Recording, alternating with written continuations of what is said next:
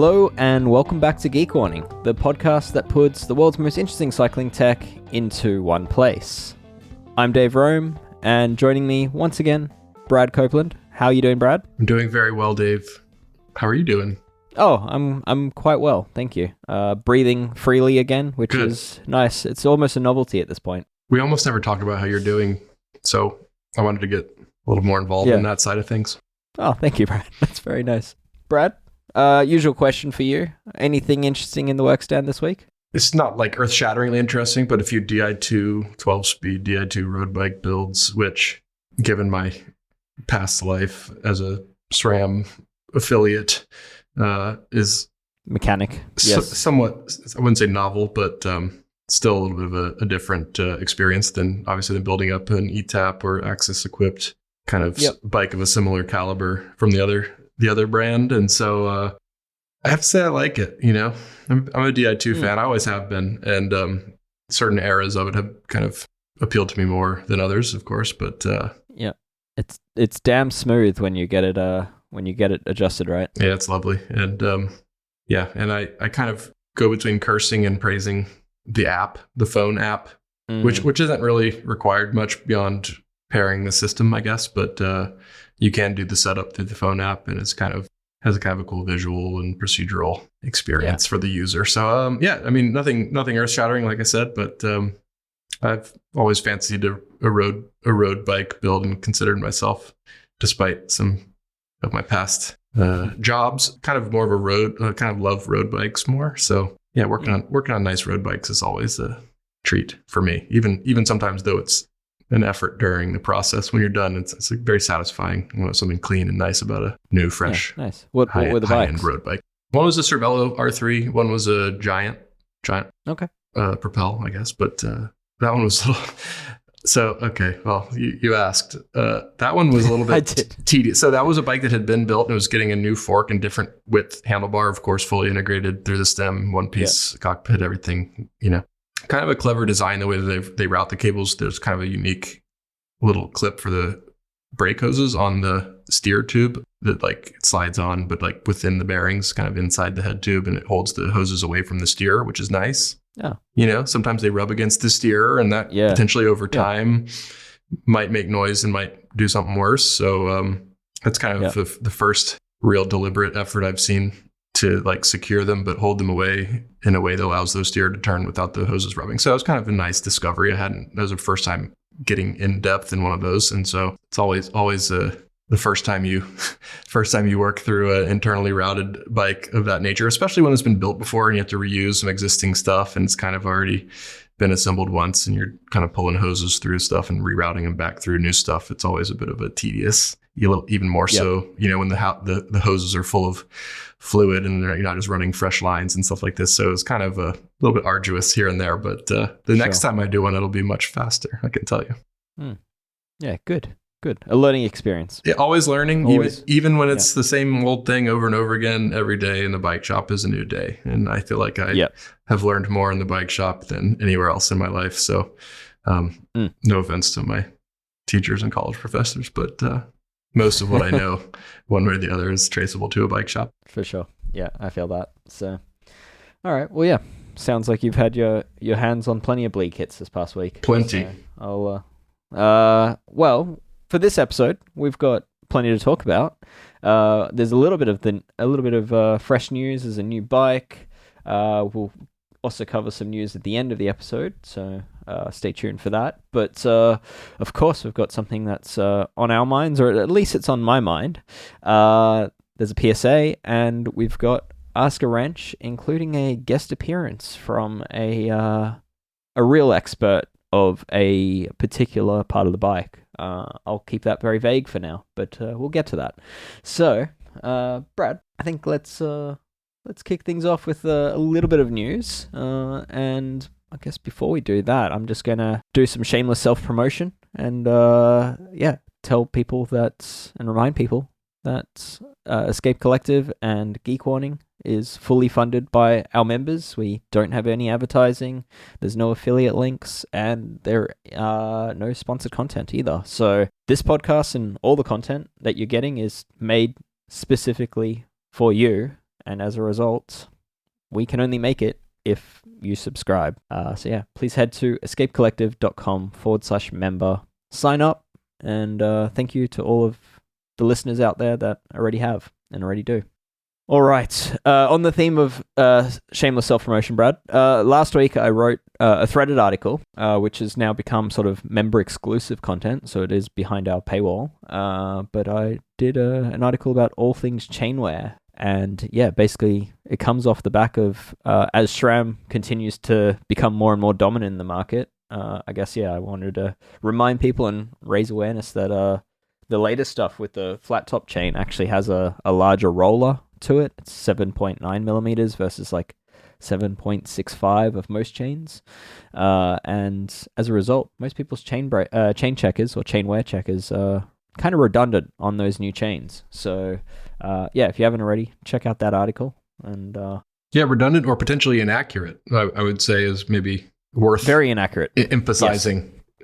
Yes. And if you don't know why, go ahead and subscribe so you can read Dave's article. It's very enlightening. Yes, absolutely. So yeah, it's I mean the takeaway from that is there's probably only really 2 or 3, maybe 4 chain checkers that are actually recommended. And yeah, a lot of the others are still good if you've got regular size chains, but yeah, if you're running SRAM, then it's worth knowing the reasons why and the chain checkers to use around that, because otherwise you won't be seeing measured wear until it is way too late. So yeah, on that topic, Brad, at what point do you replace a chain when you're in the bike shop? I especially on modern drivetrains, which I'm fortunate enough to be working on modern stuff. I say fortunate. Sometimes I long for the olden times, but I digress. I would say we err on the sooner side. If you see like on your chain tool the 0.775, roughly in that neighborhood, that's always recommended as like the replace interval. Usually if you're in the bike shop and the bike is there and it's approaching that number, maybe if it's a little bit early, I typically recommend it at that point, just simply because it is, you're probably not more than 100 or maybe a few hundred miles away anyway, rather than come back if you're not, some people might just do it themselves and take the recommendation, but I usually recommend for modern, especially one by, and especially mountain bikes, which have such a wide lateral range of motion and just such a huge span of gears and the loads they experience and the conditions they're ridden in and so forth. I think sooner is definitely better than later in terms of both performance and preserving the very expensive subsequent drivetrain components that you will replace if you wait too long. Those cassettes are eye-poppingly expensive these days, $400 or $500 for a cassette. So rather than having to go all the way, just a fresh chain every couple of months is, if you ride mountain bikes a lot, is definitely worth the investment. Chains aren't terribly expensive, maybe 40 to... If you ride any kind of bike, really. Yeah, really any kind of bike. And and on road bikes too, if you're looking at 11 or 12 speed drivetrains, the tolerances are relatively narrow, and even just a little bit of wear, not just linear but lateral wear, can really affect the performance, not just of efficiency in the drivetrain, but also shifting performance too. So chain wear is one of those things that oftentimes you don't really appreciate how worn it is until you replace your chain and realize, God, how clapped my old chain was. And you don't necessarily know until you have the reference point of a new chain to compare. But for sure. That's one that always just feels so good to put a new chain on. So you're actually replacing chains a bit later than I would recommend. Well, I'm more in the for that like 11 and 12 speed, and even some 10 speed stuff. Like with high end 10 speed, I would typically recommend watching for that 0.5% wear point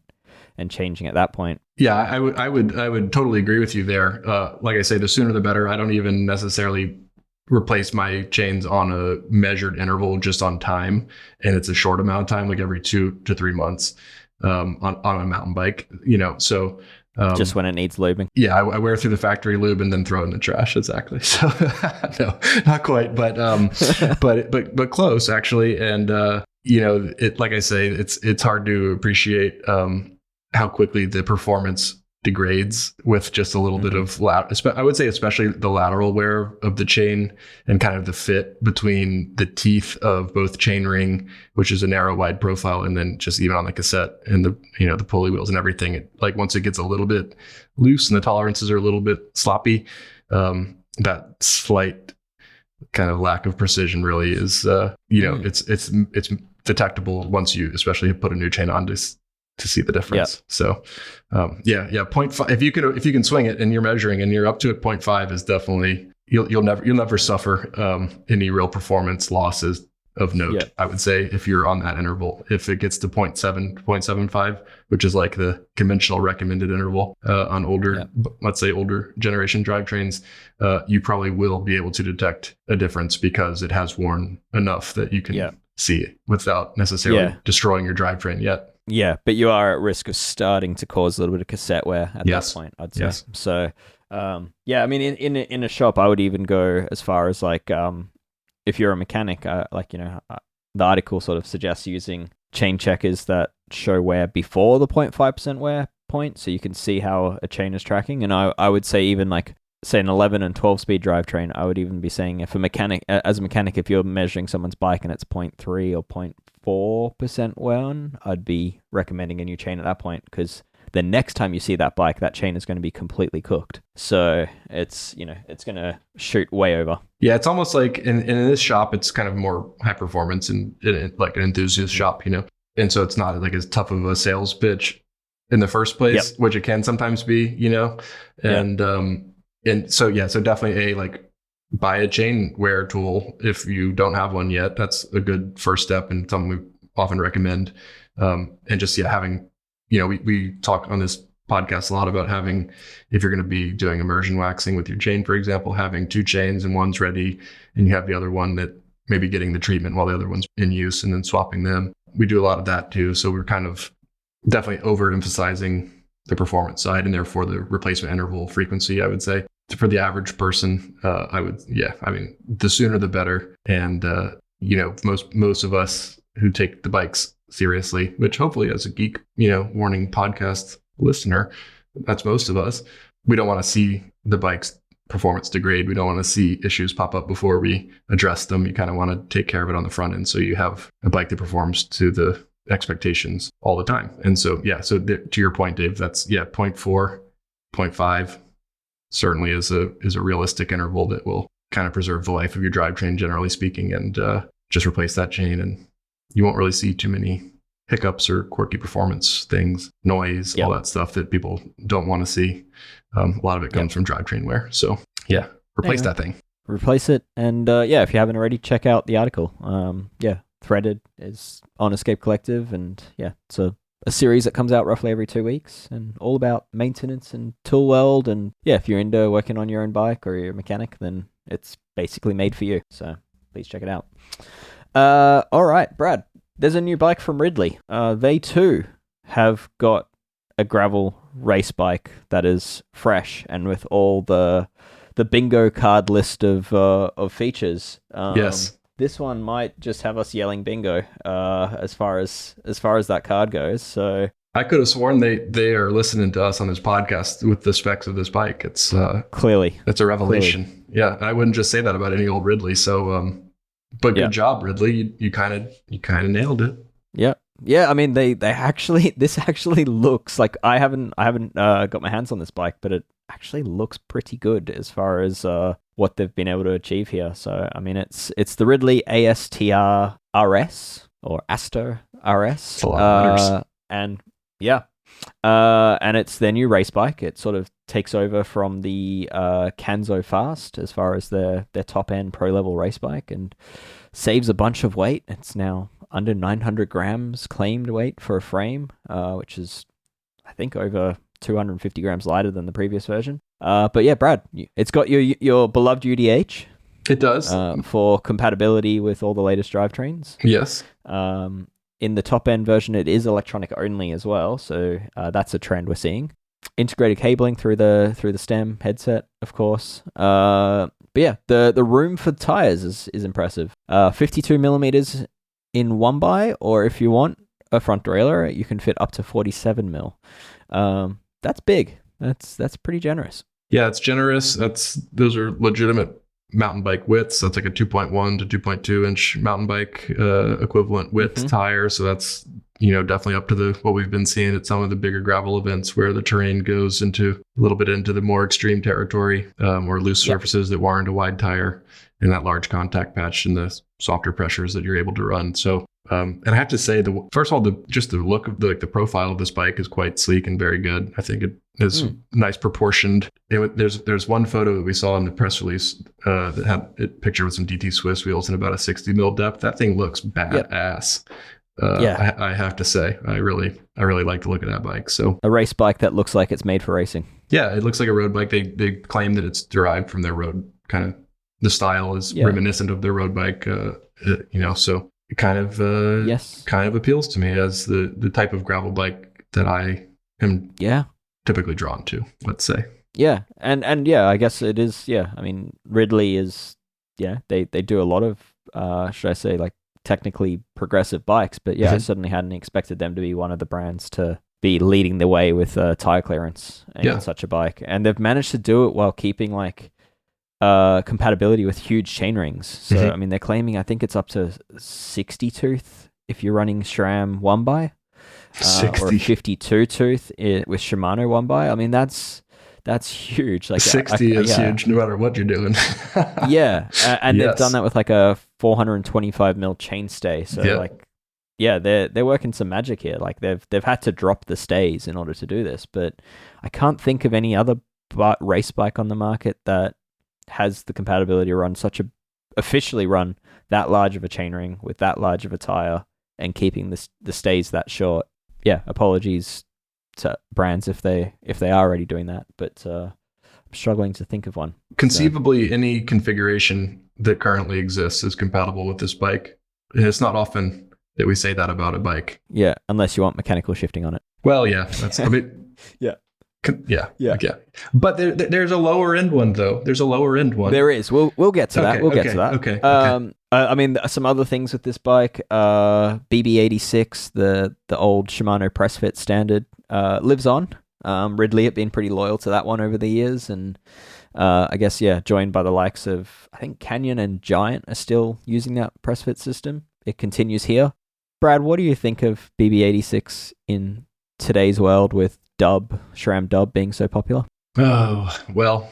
This is a leading question. Okay. I mean, so I actually really love this sort of simple and highly durable nature of Shimano's Holotech 2 platform, which has, I mean, it's evolved, but not really since like 2000 and like 4 or something. I mean, like it's old. Durable when it's not splitting in two. Right. Exactly. So like I say, there have been some, issues, but not really related to the BB and spindle element of the design. That's like crank arm construction, which is another story. And, it affects quite a few cranks currently that we are still processing warranties for. But in any case, that platform is quite good. It's, from a maintenance perspective, it's very easy to work on with simple tools at home. It's like a almost foolproof installation. Press fit adds a little variability to that. But, people feel how they feel about press fit. And I think it's one of those things that was designed when the priority for bikes was lightweight systems, not necessarily durable systems that are low maintenance, and people don't always share the same priorities. And I think PF type BB systems go way too long without maintenance and then complain that it's creaking or, stuff like that. And so, I have used them for a long time, and I obviously do maintenance myself and can and have the resources to do it, and it's not that big of a deal. But I can also see where that isn't the case for everybody else. And so I would probably, if I was making a bike today, use probably like a T47 threaded standard probably if I was going to pick one, which would add a bit of weight over add a little bit of weight. Yeah, exactly. It's a weight penalty, but it is easier to, I would say slightly easier to work on, so it's a trade-off. But so where I was going with that is, so I mean, Brad, I'm like you. My track record of BB86, like in Giant and Canyon and other brands that tend to have been on it for a long time, is that it is actually one of the more reliable press fit systems, and a lot of the brands using it tend to make it pretty well as far as quality control goes. And like the number of giants I've seen that are on like a, that are coming up on 10 years old as a bike or whatever and are still perfectly creak free. It's like, it's commonly great.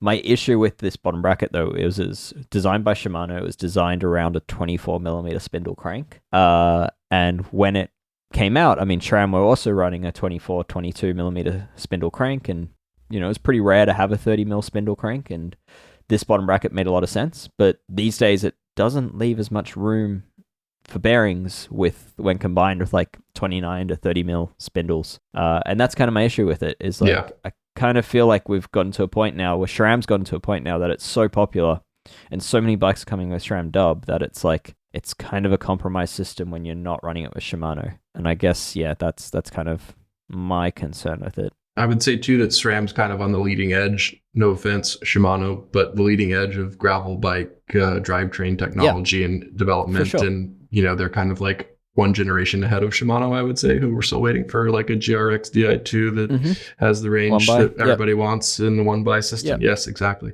Yeah, I agree with you. I mean, I feel like it's easier to adapt down to a 24mm than it is to, it's basically impossible to go the other way. And so that is limiting and slightly quirky. But also, as you say, a lot of these brands have been using it for decades and it's still in use and they're still getting by with it. So but to be clear, like I think it works fantastically with Shimano cranks. It's just but you're right, my issue is combining it with a SRAM crank these days is I just don't think it's as good of a system as it can be.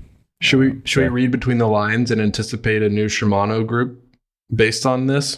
I mean, I think that's pretty well rumored at this point in time. There's going to be a Shimano one by Di2 that's relevant to mountain bike and gravel. Latest rumor I heard is early next year at some point, but GRXTR, something like that. We talked. That was a Greg joke from the bike shop. He thought of that yesterday, so we were proud of him for that. Good job, Greg. But I mean, there's an increased number of frames that we're seeing that are electronic only that don't.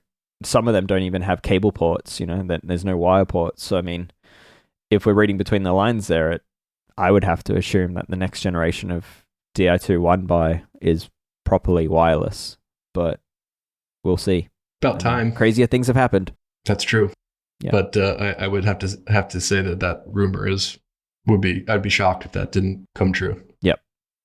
Anyway, so this Ridley, the AST RS, that's their top end version. Complete builds start from €7,300. That's with either GRX Di2 2x or SRAM Force Axis 1x. But Brad, there is also a more affordable model of this new bike. It's just called the ASTR and or Astr, and that is basically the same bike but with a cheaper grade of carbon fiber, lower end grade of carbon fiber. Adds about 200 grams to the frame. But then you gain back mechanical gearing compatibility and you gain a 27.2mm round seat post on this one. Right. So the higher end racy version uses like a D-shaped arrow post. We should just proprietary. Specify so you know what you're not getting by getting that 27.2 post. But that does allow some dropper post options, which may not be possible for the other one. So correct. Depending on your goals and interests, that might be an appealing feature. Yeah. So the more affordable version starts from €3,300 for a complete bike with like entry-level GRX 2x mechanical and alloy wheels. But you get all the same tire clearance and frame profiles on this one. So I think these bikes look cool. Me too. Might see if the increased size of the Escape Collective tech team can maybe get one in for a review. I guess, in other news, it's more industry news, but the Pros Closet, based in Colorado, they grew pretty large. They had many tens of millions of funding to grow and grow and grow, a lot of it during COVID. They even acquired the Radivist as a media publication at one point, which they since have bought themselves back. But the Pros Closet seems to be closing down and looks like this month, actually, they're shutting shop after... I guess overstretched and poor sales, I guess, is probably the outcome and the reality of things. But Brad, do you see this news? I did see this news. I actually was toying with the concept of working at the Pros Closet back in like 2013, or so. Yeah. I was planning a relocation to somewhere I would have preferred to live, which included both the Colorado area and the California area. I ended up going to California and did some other stuff with specialize in some other pro teams at that stage. But in the early phases of that kind of transitional period of my life, I had some affiliated friends of friends who knew the sort of owners or one of the partners at Pros Closets anyway.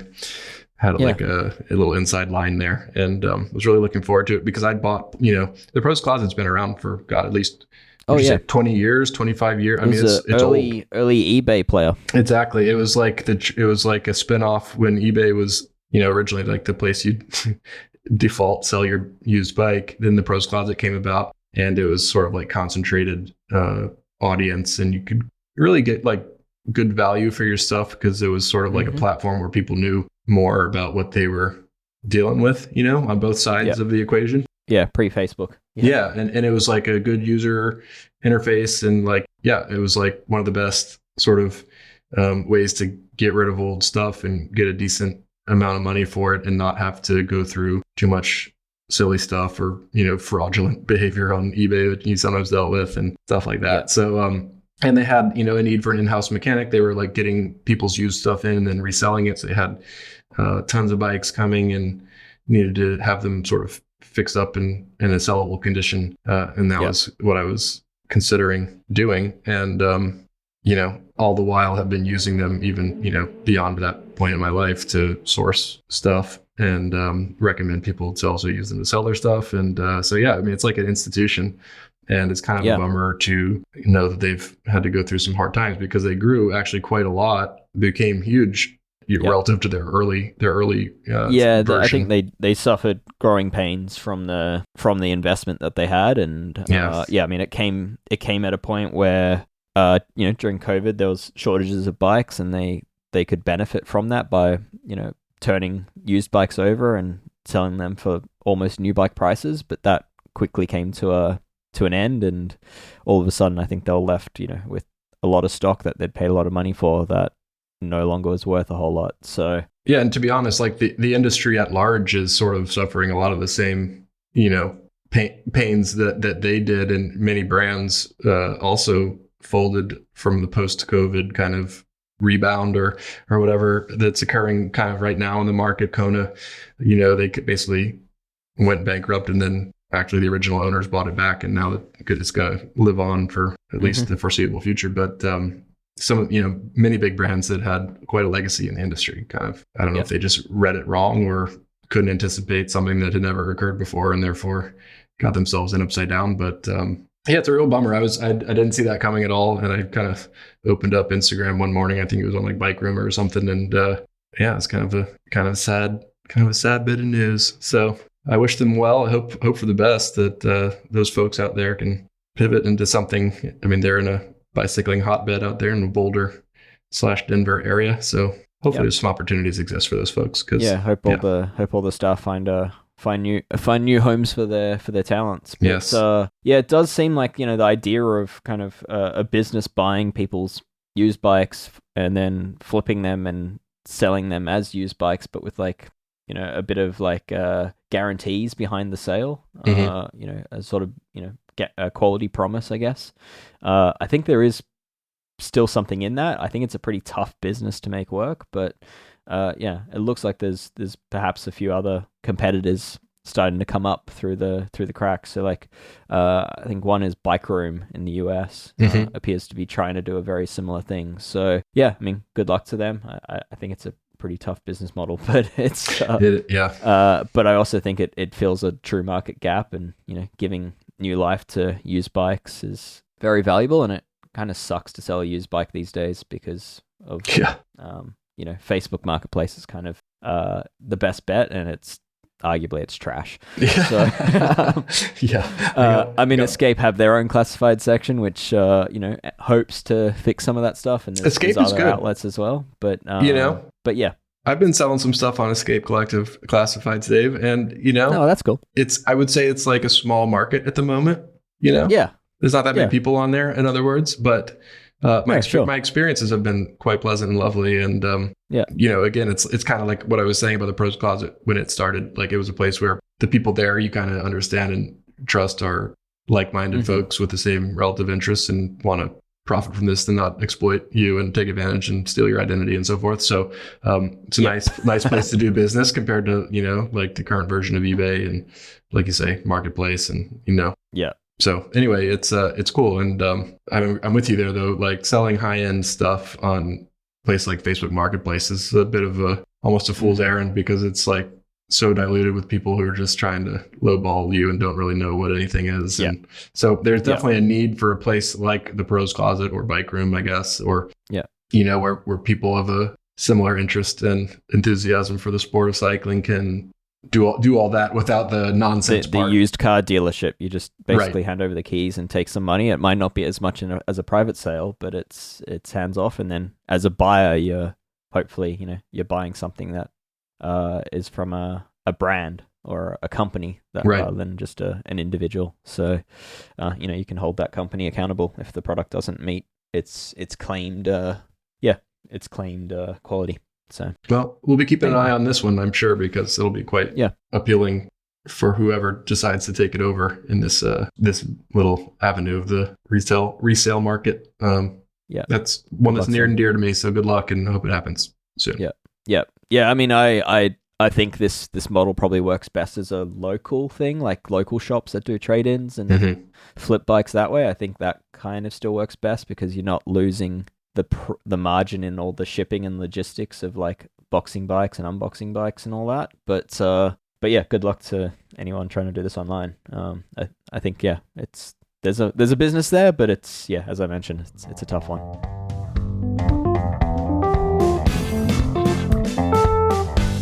Brad, I've got something on my mind that you may defend, you may agree with. I don't know, but there's been a few releases of new oversized pulley wheel systems as of late, and I guess to qualify this, like an oversized pulley wheel system originally was a performance product, and it claimed to save you 2, 3, maybe 4 watts, and it's something that I wouldn't be recommending to everyone, but for the person that's already like waxing their chain and is trying to do like a PR in a time trial, or is wanting the very, very best of like the marginal gains, I think it's a product worth considering after you've done like all the obvious stuff, like optimizing your gearing ratios and you're optimizing your chain and making sure that your bearings are in great condition, perhaps even popping some seals out of them. I think it's a decent option, but very recently we've seen this stuff go from like this expensive performance upgrade to just this Veblen good of ridiculousness that is just solely exists for the point of being expensive. I agree with you. It always was that, and now it's that to a level that I never thought it could be. If you're about to mention what I recently saw on your Instagram story, Dave, which I think you might be. Yes. Which I gave a 2-word review of, which involved the word get and then the F word. So Ceramic Speed, they're celebrating their 20th anniversary with an OSPW. This is not brand new news. It came out a few weeks ago, but it kind of triggered me once I saw the Australian pricing of it, which is like a lot. But that Australian pricing turns out to be quite competitive when you compare it to the recommended retail in the US, which is $2,960 for one of these oversized pulley wheels to celebrate Ceramic Speed's 20th anniversary. It's 3D titanium printed pulley wheels, but that's about it, really. You get some special graphics on it. You get a packaging. You get a bearing in there to commemorate Ceramic Speed's first bearing size that they did. They're making it just for Durace, current Durace and current SRAM Red. There's only 200 of each, and the worst part of this is that they've sold out. You're shitting me. Nope. They've already sold them all. My understanding of this is that, like, obviously this product does not cost them this much to make. Like, there's a huge profit margin in it, and I think that pricing that they put on it is probably, I think they actually gave, I would imagine they gave a decent number of these away as gifts to, like, important dealers and important distributors and, family, friends, or whatever it is, right? And that putting such a high price on these makes that gift more valuable. They are also obviously selling them because they've sold out, and I've found them for sale online. But yeah, I mean, this is just insane to spend that much money on a set of jockey wheels for a bicycle. It's, and when you consider that the one of the two derailleurs that you have the choice of putting it on also costs $700 or $800 US. When you're looking at a $3,000 rear derailleur, suddenly that's a difficult pill to swallow. It's a lot more than that when the pulley wheel cage is $3,000. But exactly. So $3,500 for a rear derailleur, and then you still have another 12 to 15 to spend for the rest of your bike if you want it to be of a similar caliber. Getting up there for sure. And they do the regular OSPW, just a regular old conventional one. I've had some affiliations with Ceramic Speed over the years, and I've used them on both the mountain and the road bike. And you can feel a difference. It is an appreciable, if not quite small, marginal gain. Small difference, but it is marginal gain. Yeah, I also like how the performance of the shift itself. The alloy on the normal version, not 3D printed titanium. I'm not that bougie, but it's a little bit of a crisper feeling shift compared to like a plastic type pulley wheel of the regular stock pulley wheel on a SRAM derailleur, or Shimano derailleur too, for that matter. Maybe it's just a little bit noisier and it feels crisper, but it's also like larger diameter and it's a little bit stiffer, so there's less deflection. Hey, Brad, stop trying to sell it. We're talking shit about it. Oh yeah, it sucks. No, but it's good. But that is like, I already thought that one, even at the price that it was, $600 or $700, was like pushing it big time. And this is that on, times 5 or whatever it is.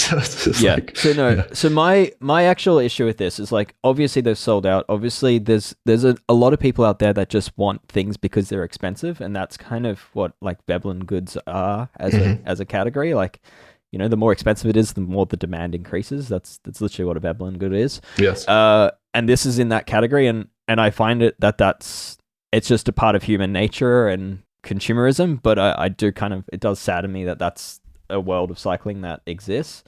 But my big issue with this is I actually think it damages Ceramic Speed's branding by doing this sort of stuff. Is that people look at this price point and what they get for it, and they go, "Oh, that brand is just snake oil." Yeah. And my issue there is that Ceramic Speed actually has some genuinely good product. Like, their bottom brackets are great. Their range of chain loops, I think, are probably the best in the market. I agree. But this doesn't help that. Like, this actually truly takes away from that, and it makes it difficult. Like, when I recommend Ceramic Speed chain loops, I often get people being like, "Oh, the company that does the ridiculous oversized pulley wheels." No, they just specialize in snake oil. Why would I buy that? That can't be good. Or they just immediately rule it out as being overpriced nonsense as a chain loop, based on what they perceive it to be, based on some of the other products offered. And yeah, I just think as a brand, it's their brand. They're free to do whatever they want with it. But I don't think this benefits their brand in the way that they perhaps think it does. Yeah, well, it certainly doesn't make it seem approachable, to your point there. But also, they did sell all of them. So yeah, I hate that. I guess they're playing both sides of the game here. But I feel what you mean, though. In having, like I said, done some work with Ceramic Speed and had those parts of my bikes, I've definitely heard a lot of doubters and haters and skeptics.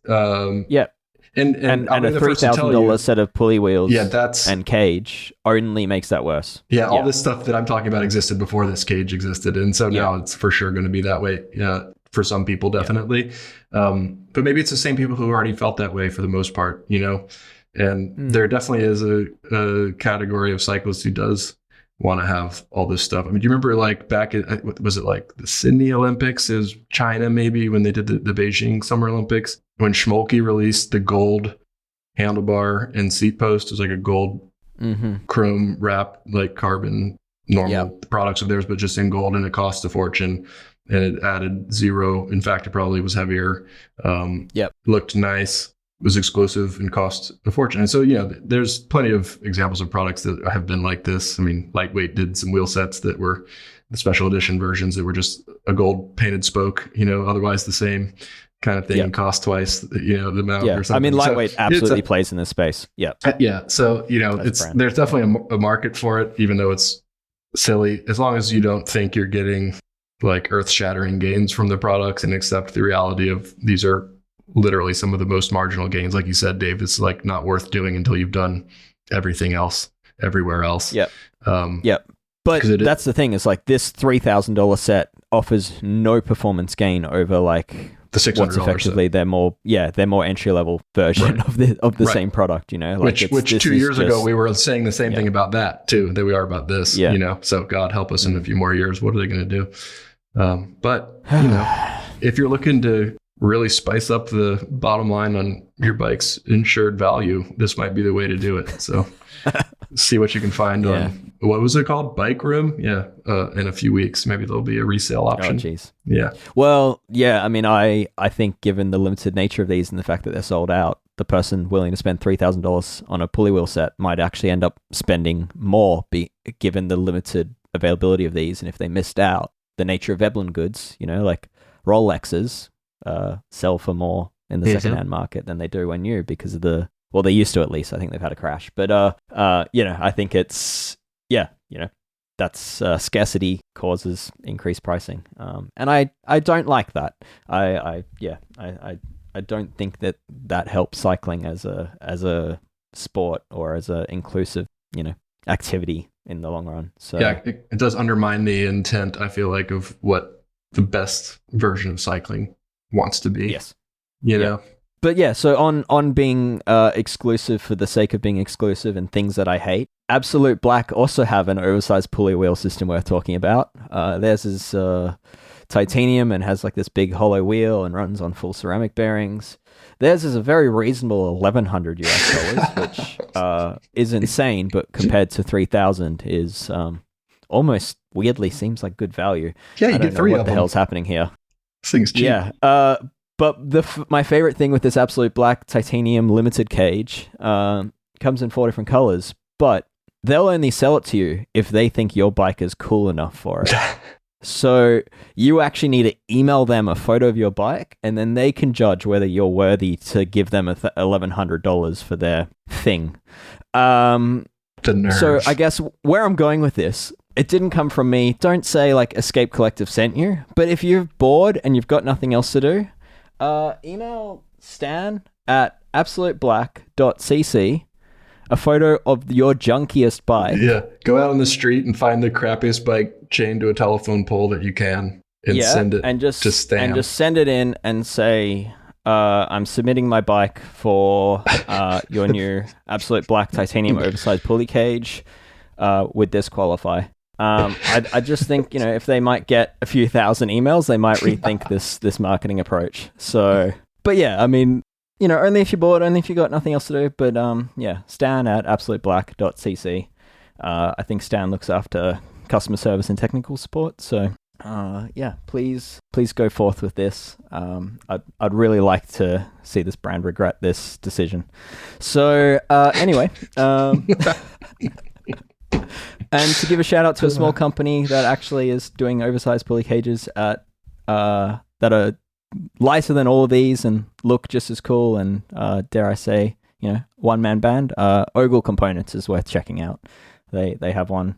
It's not cheap. It is also at a similar price point to the Absolute Black, but it's all machined beautifully by someone who was previously making watches. So dare I say, no one's quality is higher. All right. On that note, Brad, I think we should move on from overpriced pulley wheel cages and perhaps get back to things that are actually useful for our listeners. If you insist. Yeah. All right. Let's do a PSA. We haven't had one for a little while. And I guess for this week, I'm keen to get your thoughts, Brad, on why people on modern bikes, newer road and gravel bikes especially, should be inspecting their headsets more often. Well, 2 reasons. One, most of these bikes are internally routed. That's what I assume we mean by modern road and gravel bikes. back in the day, it doesn't have to be internally routed, but I would say compared to bikes of yore, which were externally routed, and you would buy like a high-end headset from somebody who only makes headsets or headsets in a few other bearing. Like a Chris King or a Cane Chris Creek. King. Yes. Yeah. Exactly. Premium stuff with incredible warranties that they routinely outlived, even though it seemed so lofty. Cane Creek offered lifetime at one point. Mm-hmm. Chris King was doing 10 years, on their headsets, which for a bearing is incredible.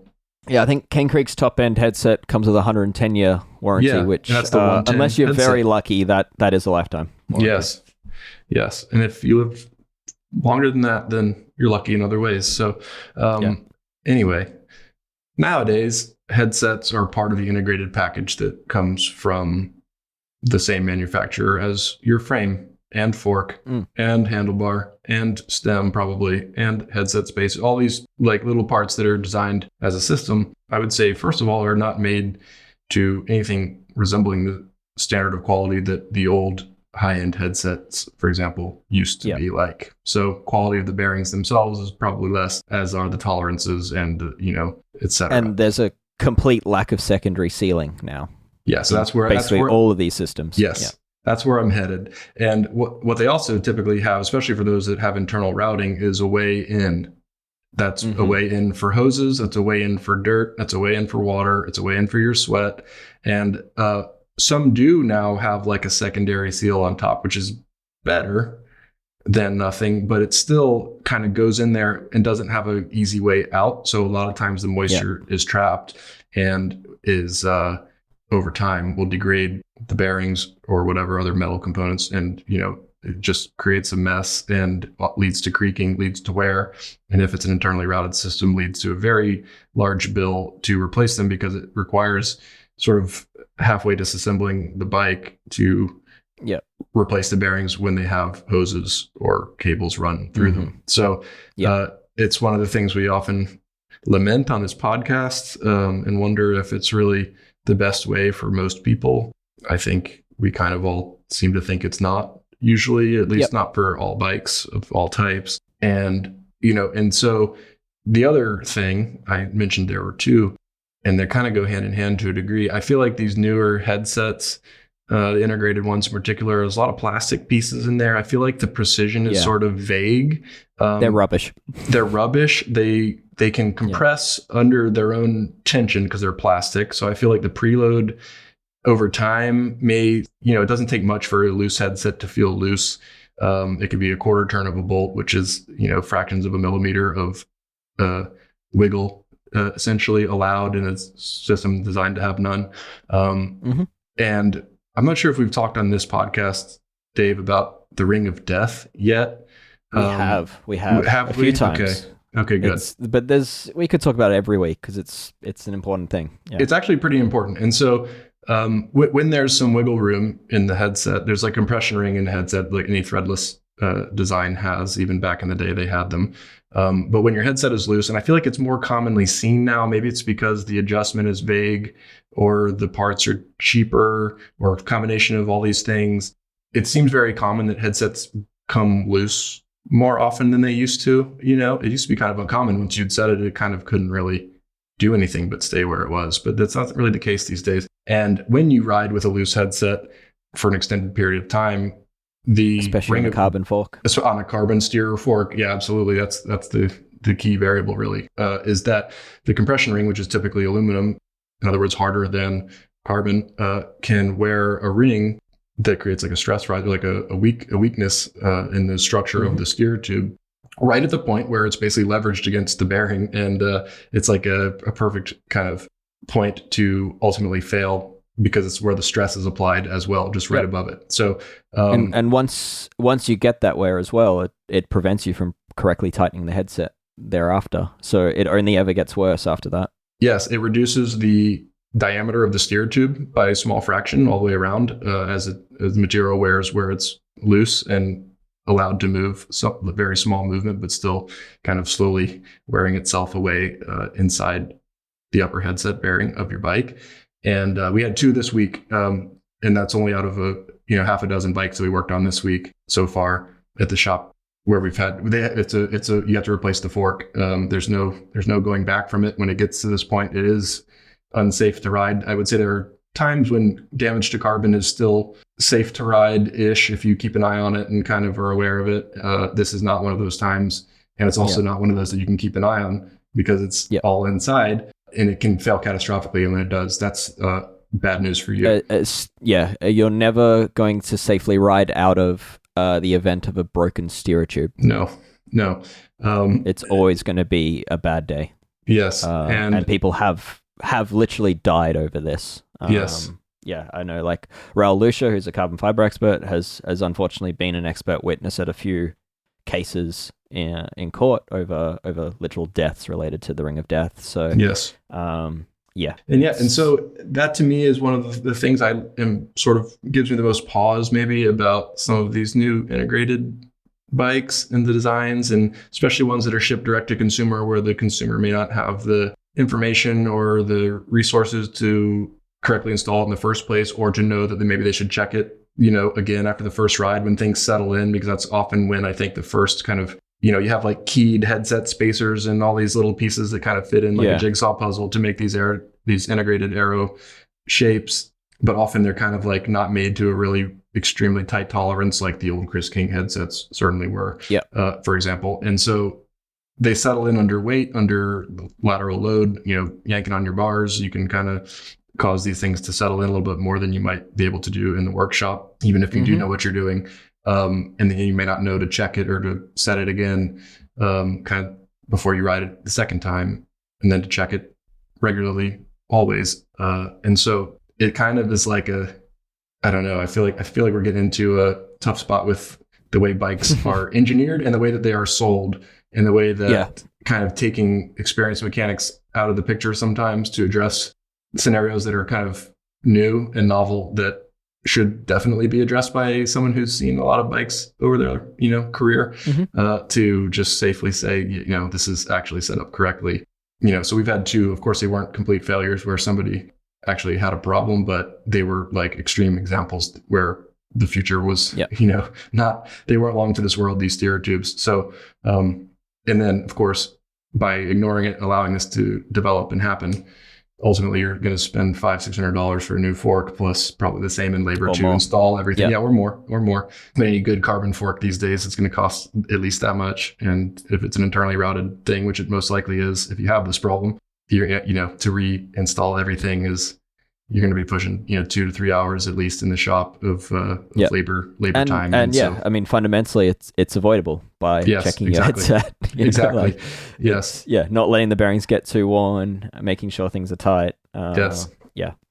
So this is something that's I could talk all night about this one, but it seems to be like directly related to the way bikes are now, and so it's like something that I kind of am I have some misgivings about in general towards like the industry and bikes themselves because of problems like this existing when they don't have to, Indeed.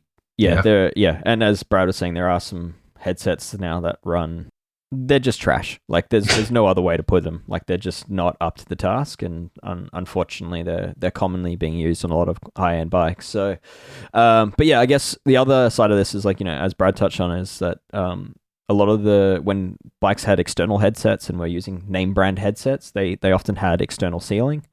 And the trend these days has been for like basically any high-end carbon bike now is running like a headset that doesn't have its own crown race, which is like the thing that contacts the bearing on the fork.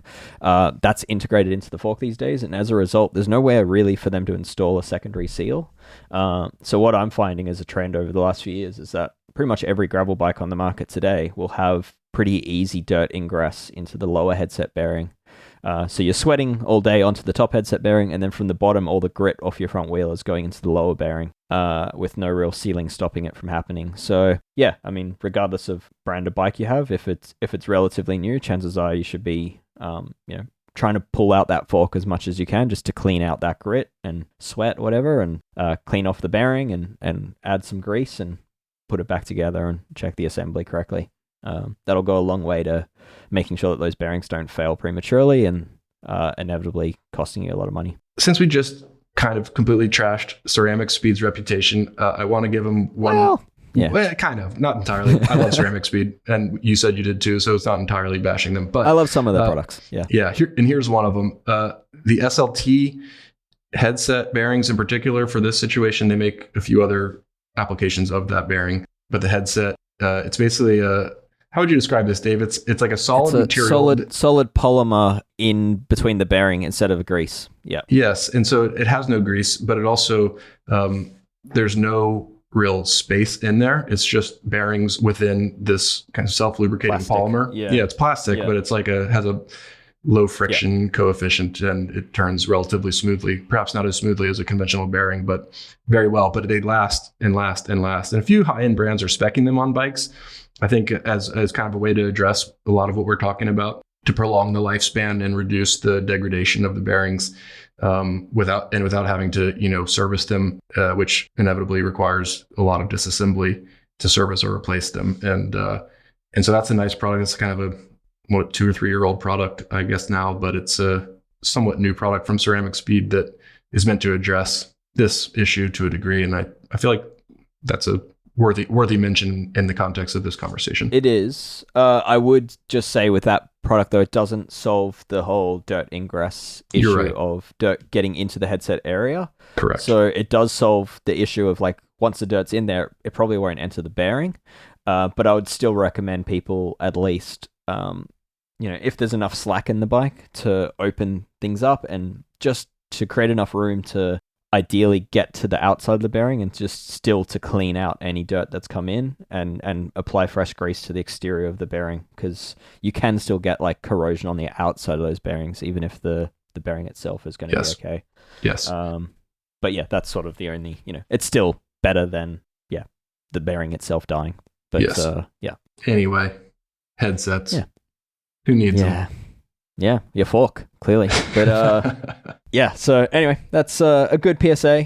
One you'll probably hear from us again in the future, because it's just such a critical part of the bike and safety critical part of the bike, and unfortunately it's getting worse. Well, there was a trend of it getting worse. Maybe it's getting better again. I hope so. I think it's something that should be considered. Like, we talk a lot about stuff that's not particularly important.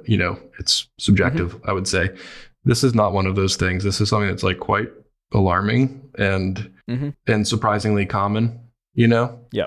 And I guarantee you a lot of listeners out there have this on their bike right now, just by virtue of the statistics of how it works. And it's one of those things, if it's not commonly checked already at a bike shop, if you go in for regular service, that's one that might be worth bringing up to your mechanic at your favorite shop, something you would like request them to do as like a precautionary thing, because it's definitely not one you want to let and find out the hard way that you didn't know about. So just on that, from the safety point of view, just if your bike has a loose headset, don't ride on it thinking you'll get it serviced in the future. Like that is just one of those things that just get it fixed straight away.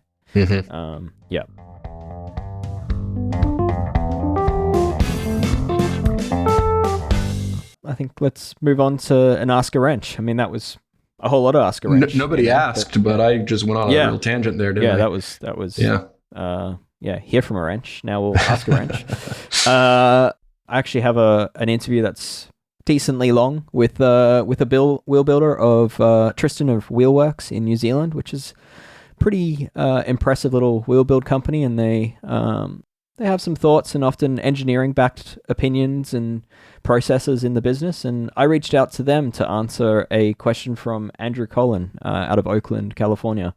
It was a multi-part question about wheel building, and so I reached out to Tristan and had a chat with Tristan about answering this one, because it's his bread and butter and it's what he thinks about all day long. Whereas Brad and I can build a good wheel, but it's not our full-time job to do so. So anyway, let's jump to that interview. So when building new wheels, how do you prioritize trueness of the wheel versus even tension of the spokes? I know in a perfect world, you'd have a wheel that is both perfectly true as well as in perfectly even tension, but unfortunately, we don't live in a perfect world. Alongside that, how do you change that priority based on the purpose of the wheel, such as a wheel for downhill mountain biking versus a wheel for riding on the track. I'd also be curious to hear what your process is for building up a wheel and checking the trueness and tension as you go through the build, and which aspect of it you have be your final check. Finally, for all us tool nerds, what are some of your favorite tools for getting this process done? Thank you.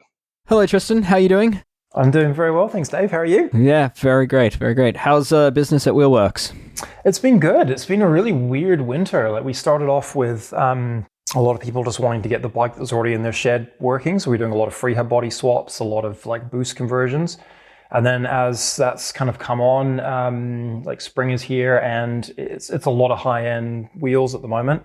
A lot of carbon stuff and a lot of bird spoke wheels as well, which is really cool. Interesting. I would love to pick your brain about bird spokes. I don't think we're going to have time this episode, but we'll perhaps come back around to that topic in a very near future episode. But yeah, today, we've got a member question, a multi-part member question, and I figured, rather than Brad Copeland and I trying to answer it, I mean, we've built wheels, we can build wheels, but we'll speak to someone that does it, lives and breathes it on a daily basis. So yeah, I mean, I guess to start from the top, I mean, there's a lot here to answer, but I mean, the broad question is basically like balancing between trueness and even tension of wheel. Like, what's your process? Yeah, so I think there's a couple of interesting things here. I mean, the question is, it's very, very multifaceted. Yeah. And I don't think it's an especially easy one to answer. No. When I was listening to describe your entire career in 5 minutes. That's right, that was the right question. How do you build a wheel from start to finish? When I was listening to Andrew's question, I took from it, whether correct or not, that he's kind of aiming to get one thing perfect and then looking at another thing and aiming to get that perfect. And there's kind of 4 aspects when you're building a wheel. There's the lateral trueness, there's the radial trueness, there's the dish, and there's the spoke tension. So there's the 4 things. By tightening any single spoke nipple, you're going to improve one of those. You're possibly going to improve a second. And you're almost certainly going to make 2 of those things worse as well. So the key is that you want to make changes that will make some things better more than they'll make things worse. It's not a case of like aiming perfection from step 1. When we've had staff and we teach this, try and teach it as a pyramid.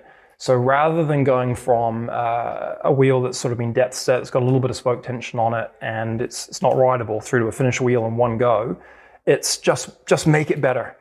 Look at all 4 of those things. Don't focus on any single one of them, and just make all 4 of them better. Doesn't matter how much better, just make them better.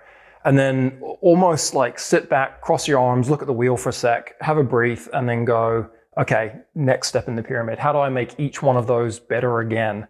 Again, not focusing any single one of them, but looking at all 4 holistically. Very interesting. Okay, so yeah, I mean, you mentioned some things there that I think we should probably just explain. You said depth set. Can you explain what that is? Yeah, certainly. So normally we would lace the wheel, put the spokes into the hub flange, and put them into the rim and thread the spoke nipple on. We normally use a depth setting tool, so a spoke nipple driver that's got a little pin in it. And you can go around every one of the spoke nipples with that tool, and because of the pin, it sets each of them to the same amount of thread engagement.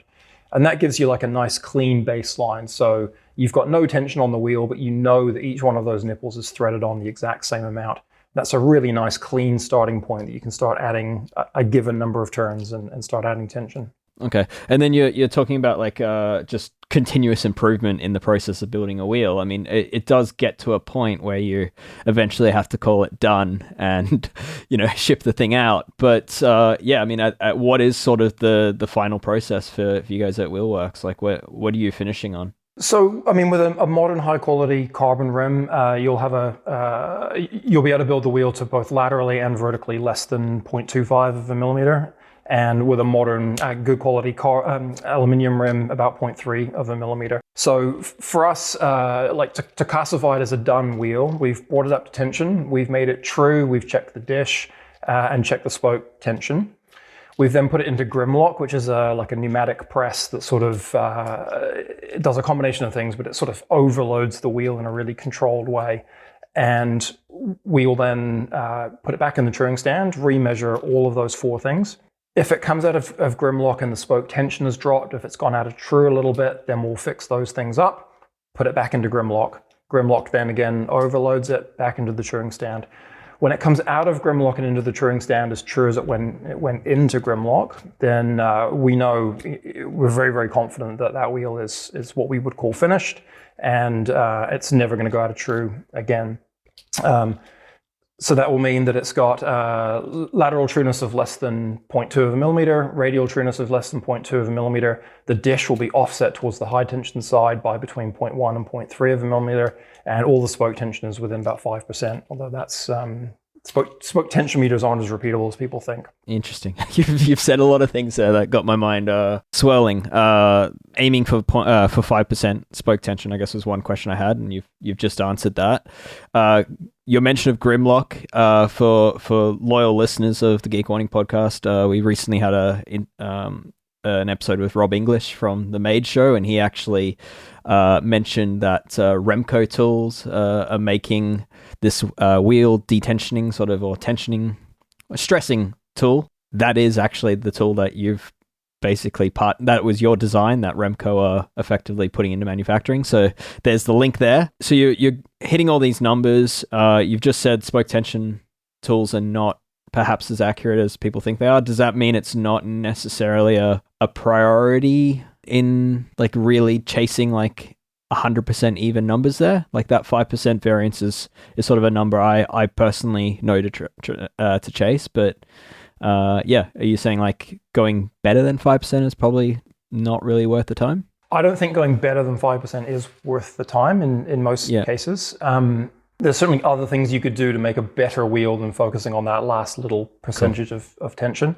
I mean, one of Andrew's questions was specifically like, which one do you focus on? Is it perfect tension or is it perfectly true? When we've tested spoke tension meters for repeatability, we get sort of 3 to 5% repeatability, and that depends a lot on how you use them and what tension meter you're using. And I think like if you use one of the Park tension meters, for example, you know that how quickly you let the plunger go dictates what the number will be. So you can make them very inaccurate by being rough with them, or like most people are, their dominant hand is a lot smoother than their non-dominant hand. So they'll, generally speaking, you'll get more accurate and repeatable measurements using, like in my case, my right hand, and then I go to my left hand and I'll get much less repeatability by using my left hand. That's really fascinating. So I mean, the tool's only as good as its user, and also in a sense, I mean, they're taking an approximation in some cases. So good to think about. And the other thing you mentioned there was the dish that you actually offset a little bit to the high tension side. Can you explain that a little bit? That's pretty interesting. Yeah, well, when you put a tire on and it sits into the bead, it will compress the rim slightly. It doesn't matter if it's a carbon rim or an aluminium rim; they both compress slightly. The make and model of rim will affect how much by quite a large amount. And then as you inflate the tire, it continues to put pressure onto the bead. It continues to effectively shrink that rim down. And because of that, with most modern wheels, you've got more spoke tension on the high tension side than the low tension side. It's not like an old road front wheel where they're both the same. Each of those spokes will shorten slightly, and because of that tension difference, it will make more of an effect to the high tension spokes. So the rim will move towards the center line of the bike if it's offset slightly. Okay. That's really cool. Okay. Yeah, I guess the one thing we haven't mentioned, I mean, you hinted at it there where you mentioned you use high quality carbon and high quality aluminium rims. I mean, the quality of the rim matters a whole lot in answering this question, because I guess you being able to hit 5% even tensions and that level of trueness is only possible when the rim starts off, as a round hoop. I mean, can you explain some of that and some of the things you've seen there? Yeah, certainly. I mean, I think in all honesty, most carbon rims that are made these days that haven't come from, that have come from a legitimate supplier, the quality on them is good. And they're very, very round because they come out of a mold which is very, very round. So generally speaking, with that modern stuff, it's all pretty good. And even a home gamer will be able to get the wheel very, very true with a decent quality or better carbon rim. The aluminium stuff is a little bit different. Aluminium rims aren't made round. They're made in big, long 6-meter extrusions that are then like cut and rolled into a round shape. And then they're welded or pinned together. So there's like inherently a bit of a flat spot in there. And if you measure across like multiple ERDs on a aluminium rim, you'll probably find that it's slightly egg-shaped. And you'll probably find that where that join is, it will sort of be flattened out a little bit as they've had to hold it in the machine as they've welded it. Generally speaking, a good quality aluminium rim will, like I said, will get within that sort of 0.3 of a millimeter lateral and radial. A not very good aluminium rim will be way off to the point where, like, you know, we've got quite a cool tool for measuring both the roundness and a few other things that we had one supplier where we were sending about 30% of the rims back. They were egg-shaped, and there's no way that we were going to make a decent wheel out of an egg-shaped rim. Yeah. And you can measure that before having to lace it up? Yeah, for sure. Yeah, we've got a step in our kind of like a step in our QC process, basically, of measuring ERD at multiple spots around the wheel. That gives us an ERD measurement, first of all, and then it also checks that that it's not egg-shaped. And then we can reference that ERD and just make sure that we're building a 29-inch or a 27.5. Make sure we haven't picked the wrong component by accident. So there's a sort of a multi-step QC there. Yeah. Cool. So yeah, ERD being effective rim diameter, which is basically where the spoke nipples sit into the rim. Yeah, sorry. Yeah. Yeah. No, you did a good job explaining it though. So, all right. So yeah, I mean, Andrew asked, basically, you know, balance between trueness and tension. I think you've done a pretty good job of answering that. And then, he asked, does that purpose, you know, does it change based on the purpose of the wheel? Like say you're building for downhill versus a road bike. Do your processes change at all, or is it all same? No, we've got sort of recipes that we use which work for, so we'll tweak the recipe a little bit for a lightweight road wheel versus a heavy mountain bike downhill kind of wheel. But the base recipe is pretty similar across both of those. The tolerances that we're aiming for are the same, and generally speaking, it's more the same than it is different. As someone that sells wheels, I think it's important that the wheel is true when someone buys it and puts it on their bike. So we would always bias towards just making sure that the wheel is visibly true rather than that last little bit of spoke tension. We're comfortable that the spoke tension is not going to be an issue. It's not going to go out of true. It's really important when you put that wheel on your bike for the first time that it runs true. Yeah, okay. And that doesn't change based on, like, say, rim brake versus disc brake. You're still trying to hit those exact same trueness numbers. Yeah, exactly. Yeah. I mean, the only thing, like, when I was looking at Andrew's question, the only thing I could think maybe would be a little bit different there is, like, if you were building wheels for a World Cup downhill event where, you're more concerned about the wheel's durability for 3 minutes than you are about whether it looks true to that last, like, 1/10 of a millimeter. That's not most of the wheels we build. Yeah. Most World Cup downhillers are having 10 sets built a weekend to get them through a weekend of racing, and there's a lot of disposed product. So yeah, they literally do generally speaking, one rim per run for qualifying and race. It's an incredible amount. Yeah, it's quite a wasteful sport. A wasteful element of the sport, should we say? But yeah. All right. So yeah, another question from Andrew was like the process for building up a wheel. Like, I guess you kind of touched on that with, you know, depth setting and then building up tension slowly and going in and out of Grimlock until your wheel's true and is not seeing any change between going through the stress. Is there anything that you wanted to add to that for your process, or that you would add for a homemaker? I think one thing that's mega important that really gets overlooked is the measuring of the components and the calculating of spoke length. I think that's something that, you know, and I get this, but I think I read a lot of the kind of the comments where people want to know what spokes to use for this rim and this hub because they want to order it all from the same supplier at the same time.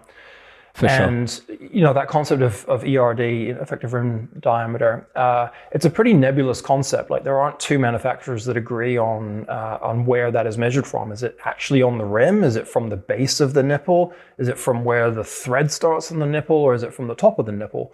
And all of those, that'll vary by, like, let's say about 2 millimeters per side. So that's 4 millimeters on a rim. I mean, that's putting you from spoke length that's good to spoke length that just literally won't build up. And then the way that the spoke length is calculated, I think, is another important one because it does use that ERD. If you're a home gamer and you're doing this one time, then I think you can use a couple of different spoke calculators to get different results and then compare them and see, which one. You get 3 of them and pick 2 of them that are pretty similar. If you're sort of a little bit more advanced than that, if you're in a bike shop and building wheels, or doing a lot for your friends and things, then I'm a real big believer that you have to have that spoke length calculation yourself, like in-house. You can see the math that's going on. You know what is going on every single time, because you can use an online spoke calculator and then they just decide to change the way that they're doing something for some reason, and then all your calculations are going to be different, and you just don't know about that. If you've got spoke lengths that are the right length from the get-go, the entire wheel building process just goes so much easier. If you start off with the wrong length spokes, it's just an uphill battle. It's a real fight. And I think that's where a lot of home enthusiasts and occasional wheel builders get into real trouble. Gotcha. And you base it on like I guess the process of like kind of the standard process of like depth setting to begin with. If your spoke lengths are wrong, that depth set kind of fails, and then you're basically building up tension on a uneven platform in a sense. Is there more to it than that, or is that sort of the main reason that you run into issues? Yeah, that would be the main issue. So especially if the spokes are too short, then that depth set, you'll really struggle. And then when you go to add tension from there, if you can't add the same number of turns to every spoke nipple, then all of a sudden you're just making yourself an egg-shaped wheel, and then you've got to fight to get it un-egg shaped. Sure. Yeah. Unfortunately, been there before. So yeah, fully understand that. Yeah. Okay. So yeah, I mean, spoke lengths. Are there any spoke length calculators that are like sort of consumer friendly that you would say are okay for the casual user to trust, or have you seen problems? It sounds like you've seen problems with them all, but is there one that you would recommend? The one that comes to mind is the Bird spoke length calculator. They have one on their website for calculating with Bird spokes, but it also gives you a metal spoke length as well. And I know the math behind that is really solid, and I don't think that they're going to change that math, both on the how Bird spokes are calculated and metal spokes. So that would be the one. Internally, we've got our own spoke length calculator that we use, and that way we can basically save those across every wheel that we build, so that we can go back to those later if we ever need them for any particular reason. Interesting. For someone wanting to figure out the math themselves, is there a reference for where to begin? Like, are there any books or similar that you'd recommend that explain it well? Yeah, there's the old Jobs Brandt book, and he goes into a lot of the math in that. That book is a bit esoteric. I'm not really sure that it's that practical. The really good one is Roger Musson's ebook, which you can buy from his website for like £6 or something silly like that. And that is a really, really good reference. Like, he goes through really practical things that you can do in a good garage or, a bike shop to measure, to calculate. He's got some really good ideas around how to stress relieve and then truing and tensioning. Cool. All right. I'll actually don't think I've read that one. I've read Job's book, but yeah, I'll have to check it out.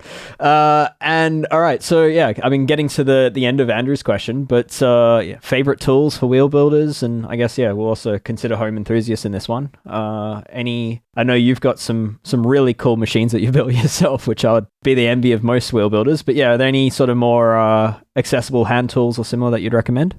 We use the Abbey Harbor dishing gauge, which is a really nice. It's a little bit luxurious for a home enthusiast, but it's a really nice stiff dishing gauge, which a lot of the other ones Did you know that was this is not my time to gloat, but that was actually made for me as a 30th birthday present. My wife behind my back contacted Abbey Bike Tools and said, he has everything, can you make him something? And they decided to make a dishing gauge that eventually I convinced them to put into production because I loved it so much. So the production version, dare I say, is nicer than the one I have, but it's such a cool tool. So yeah, agreed. Okay. Sorry, back to your favorite tools. And then the other one is the Humble Park. It's called the SW16. It's their screwdriver style spoke nipple tool. We use, like almost all the nipples we use are the ones that you can drive from the back as well. And that means that you're not damaging any, nice black coating on the spoke nipple. And those park tools, they're really soft. The tips wear out of them quite quickly if you're using them like in a production environment. But the shaft is a really small diameter, so you can kind of get into some rims where the spoke nipples aren't drilled very well. And the actual handle itself is really comfortable. So it's a really nice tool to use. Yeah. Are you cutting the handles off them and putting them in a drill for fast assembly, or is there other tools you're using for that? The reason that they're so soft is they're not heat treated at all. So they make a really good donor for cutting the shaft off, put it in the lathe, just bore out the inside, and then put a depth setter pin and a couple of grub screws in it. So yes, our depth setting tools are based on those SW16s. Okay. Yeah. Interesting. Okay. So I've got a box at home, which is like, the Barbies, and you take off all the heads. I've got like the box at home of all of those SW16 handles with no shanks on them. One day to be turned into bottle openers. That's right. Yeah. Awesome. So favorite spoke wrench? I mean, it sounds like you don't really use traditional spoke wrenches. It sounds like you're building largely from the backside. Almost everything from the backside with that internal one. And then we just use the normal black Park SW1, is it called, I think? This the normal Park tool one. Okay. Yeah, cool. Okay. So nothing too out of this world there. Spoke holders, anything special there if you're building up with like a bladed spoke? The DT Swifts ones are really nice. That's the one that I found most comfortable. And then we've got some stuff I've been playing around with like 3D printed plastic ones. Oh, cool. And that's nice because especially with like painted spokes, it doesn't scratch the spoke up. You've just reminded me to give you a shout out for you have a 3D printed tool that clamps onto the nipple. So if you have a broken spoke and you don't want your nipple to drop in behind the tubeless tape and have to redo a whole wheel, you make a little 3D printed tool that bolts in place, and it's a lifesaver. So for anyone with a 3D printer, you can make your own with Tristan's design, or you can buy it as well from Tristan. So yeah, well done on that one. They're also stocked and sold in the US with Chris. I don't know how to pronounce his last name, but you know him. Oh, Hirschap? Yep. He's a member of Escape. He sells them in the US, and they're also stocked in Europe as well now. And then all the 3D print files are on our website. So if you want to make your own, you can definitely can do that. Yeah. Yeah, it's a very useful little tool and light enough to throw into a spare pack if you're heading into the backcountry. So any other small hand tools that I guess people might consider buying if they're building up wheels or if they're a mechanic? Well, I think spoke tension meters get talked a lot. We use kind of a combination. The DT Swiss Tensios are a nice tool, but they don't work on like the low tension side of a bladed spoke, which is kind of weird. You have to modify them to be able to do that. The wheel phonetic tools are really nice as well, but they're a little bit kind of clunky to use and quite expensive. And I'm not sure, if you're just building a few wheels, I don't really think that they're great value for money for that, but they are a beautiful tool. And then there's that Park TM1, the blue tool, which when they're new, they've got a lot of friction in the pivot and they read quite accurately and quite good. And then very quickly that pivot kind of wears out and they'll under-read considerably. So you have to get them recalibrated. But then once they've kind of been recalibrated, they're actually, if you use them smoothly and consistently, they can actually produce pretty good results. Yeah, and I assume they're probably good enough as far as getting even balance, if not necessarily like the exact tension you think you're getting. They're probably pretty good for achieving that equal balance throughout a wheel. That's right. Yeah, they are. Yeah, and the value for money on those is really good. Like they don't have a dial gauge on them or anything expensive. They're just a pretty solid little tool. Yeah. Yeah. Sort of affordable for a home user. Yeah, so, definitely. All right. Well, yeah. Before I let you go, any really fancy tools that you are proud of, and that I guess professional wheel builders might be keen to know about? Yes, but there's a few things I probably can't really talk about right now. Okay. One of the main reasons I love wheels and wheel building is the process and the recipe and the sort of the tools and stuff that go into that. And I love modifying stuff. So, we've got we use Centrum Astr touring stands, which is a German-made touring stand, and they're good. You can buy one and they're very good. And we've done tons of mods to ours to make them just really, really good, really awesome. So we've got a custom lacing jig. All the touring stands are heavily modified. Grimlock's obviously designed from the ground up. And then we've got like a rim taping jig as well, which you can sort of mount a wheel in, and it really helps you mounting tubeless tape, making sure it's well seated, and you can put your valve in. Yeah. Yeah, few I'll have to hopefully come see one day in person. It sounds like quite the factory you got going on. So I wouldn't use the word factory. We're in a really interesting size position, I think, because we're bigger than a bike shop. All we do is build wheels. But then, we're in New Zealand. It's a small market, and we're not a big enough country where all we can do is build, 29-inch mountain bike cross-country wheels. Sure. So we have to be able to do this like really wide range of wheels, but just wheels. So we're not a factory, but at the same time, we've got way more stuff than a typical workshop. We're sort of in this weird spot between those two. And I guess like a lot of people listening might not be. Well, they're not from New Zealand. I mean, we definitely have a decent percentage actually are from New Zealand, but it's still a relatively small number. Can people buy your wheels if they're elsewhere in the world? They can indeed. Yeah, we ship free to Australia, Southeast Asia, and North America. So absolutely no problems at all. Yeah. Well, there you go. Well, on that plug, I might say goodbye to you, and really appreciate the time, and thanks for the in-depth chat. Awesome. Thanks a lot, Dave. All right, well, there you go. All things wheel building. Brad, before we wrap up, I'm keen to just cover a couple more little tech bits. So, we've got Bosch have just announced the Generation 5 of its performance line CX motor.